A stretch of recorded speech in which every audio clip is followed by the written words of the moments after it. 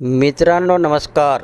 मित्रांनो, लाडक्या बहीण योजनेबद्दलची आणखी एक नवीन माहिती समोर येत आहे।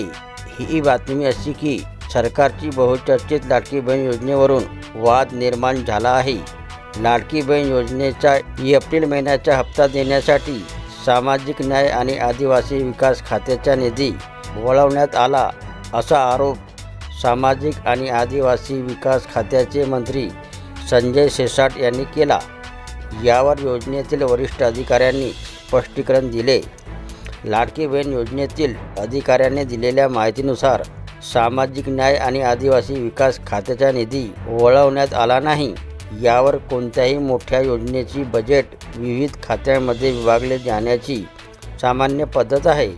सामाजिक आणि आदिवासी कल्याण विभागाला या योजनेअंतर्गत विशिष्ट गटांसाठी अनुसूचित जाती आणि जमाती निधी वाटप करण्यात आला, परंतु हा निधी फक्त त्या लाभार्थ्यावरच खर्च करता येईल अशी अट आहे।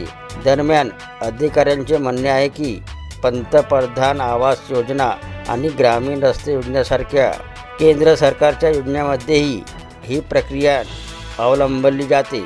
विशेष गटांसाठी चालवल्या जाणाऱ्या योजनांना पुरेसा निधी मिळावा म्हणून यावेळी समाज कल्याण खात्यात 42% वाढ करण्यात आल्याचे राज्य सरकारचे म्हणणे आहे। राज्याच्या अर्थसंकल्पात लाडकी बहीण योजनेसाठी 36,000 कोटी रुपयाची तरतूद करण्यात आली।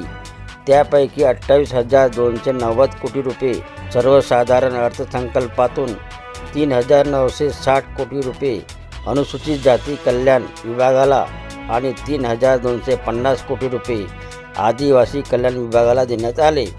तर ही होती मित्रांनो लाडक्या बहिणीबद्दलची नवीन माहिती आवडली असेल तर चॅनलला सबस्क्राईब करायला विसरू नका। जय महाराष्ट्र मित्रांनो।